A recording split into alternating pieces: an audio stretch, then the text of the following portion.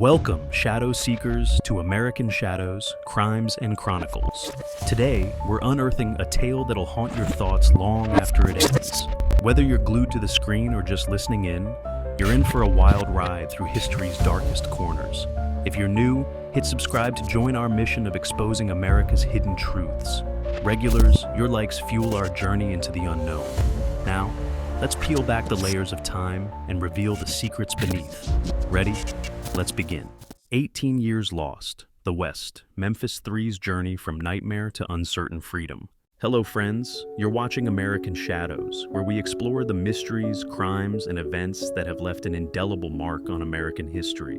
Today we're diving into the story of the West Memphis Three, a case that captivated the nation for nearly 2 decades and exposed the dark underbelly of the American justice system. On August 19, 2011, Damien Echols, Jason Baldwin, and Jessie Misskelley walked out of an Arkansas courtroom as free men, but their journey to that moment was anything but ordinary. It's a tale that blends tragedy, injustice, and the power of public support, all culminating in one of the most controversial legal resolutions in recent history. How does a horrific crime lead to a miscarriage of justice that spans nearly 2 decades? What happens when fear and prejudice overpower the pursuit of truth? And why, even after their release, do the West Memphis Three remain in a legal limbo between innocence and guilt? Before we unravel this complex and troubling chapter in American justice, I want to extend my heartfelt thanks to all of you who support our work. Your engagement fuels our passion for bringing these shadowy corners of history to light. As we explore this powerful story, we'd love to hear from you. Have you followed the case of the West Memphis Three? How do you think cases like this impact our trust in the justice system? Share your thoughts in the comments below. Your perspectives add invaluable depth to these narratives. Our story begins on May 5th, 1993, in West Memphis, Arkansas. The bodies of 3 8-year-old boys, Stevie Branch, Michael Moore, and Christopher Byers, were found in a drainage ditch. They had been brutally murdered, their bodies tied up and left in the water. The shocking nature of the crime sent waves of fear and outrage through the small town, and the pressure to find the perpetrators was immense. Within a month, the police had arrested 3 local teenagers, Damien Echols, 18, Jason Baldwin, 16, and Jessie Misskelley, 17, who were quickly dubbed the West Memphis Three. The boys were outsiders, known for their interest in heavy metal music, horror films, and the occult.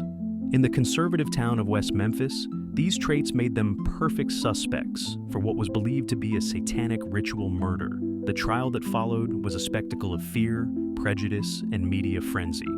The prosecution's case relied heavily on Jessie Misskelley's confession, a confession that was obtained after 12 hours of interrogation, and which he later recanted, claiming it had been coerced. Misskelley, who had a low IQ, was questioned without a lawyer or guardian present, and his confession was riddled with inconsistencies. Despite this, it was enough to convict him. Damien Echols, seen as the ringleader due to his outspoken nature and interest in the occult, was sentenced to death. Jason Baldwin, his best friend, received life imprisonment without parole. Jessie Misskelley was also sentenced to life in prison. The convictions were seen as a victory for justice by many at the time, but doubts about the fairness of the trial quickly began to surface. As time passed, the case of the West Memphis Three began to attract attention from activists, celebrities, and the media. Documentaries such as Paradise Lost, The Child Murders at Robin Hood Hills, brought the case to a wider audience, highlighting the glaring inconsistencies in the prosecution's case and the lack of physical evidence linking the three to the crime. DNA testing, which had not been available at the time of the trial, revealed that none of the genetic material found at the crime scene matched Echols, Baldwin, or Misskelley. Instead, the evidence pointed to other potential suspects who were never thoroughly investigated. The growing movement to free the West Memphis Three gained momentum, with figures like Eddie Vedder, Johnny Depp, and Peter Jackson lending their voices and resources to the cause.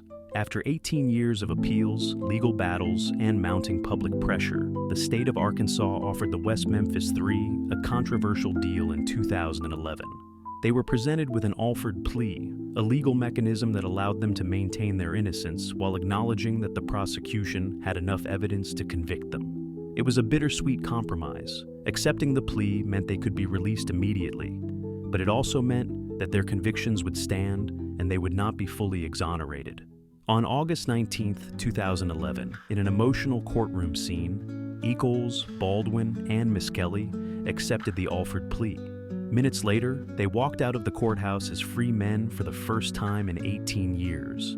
The decision to accept the plea was agonizing. Baldwin initially refused, not wanting to plead to something he didn't do.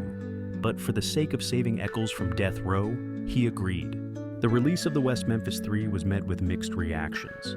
Supporters celebrated, seeing it as a long overdue correction of a grave injustice. Others, including some of the victims' family members, maintained that justice had been undone, believing in the original convictions. The case didn't end with their release. Questions remain. If the West Memphis Three didn't commit the murders, who did? The case remains officially solved, with no other suspects charged. The three men, despite their freedom, live in a legal limbo, not guilty in the eyes of their supporters, not innocent in the eyes of the law. Their story has had far-reaching impacts. It has been the subject of numerous documentaries, books, and even a feature film. It has inspired changes in how juvenile suspects are interrogated and highlighted the importance of preserving DNA evidence. It serves as a stark reminder of the potential fallibility of the justice system. As we reflect on the case of the West Memphis Three, we're confronted with uncomfortable questions. How do we balance the need for justice with the presumption of innocence? How can we ensure that a rush for answers doesn't lead to wrongful convictions? And how do we reckon with cases where the line between guilt and innocence becomes blurred? This is American Shadows, where we peer into the darker corners of our nation's past and present. Until next time, remember that justice, like history, is often more complex than it first appears. The case of the West Memphis Three continues to challenge us, reminding us that the pursuit of truth is ongoing and that sometimes the deepest shadows are cast by the very systems designed to bring things to light. As we go about our daily lives, let's take a moment to consider the weight of justice and the importance of questioning our assumptions. The story of the West Memphis Three reminds us that freedom and truth don't always arrive hand in hand, and that some mysteries linger long after the courtroom doors have closed. Stay curious, stay vigilant, and keep watching American Shadows. In the search for truth, every question matters.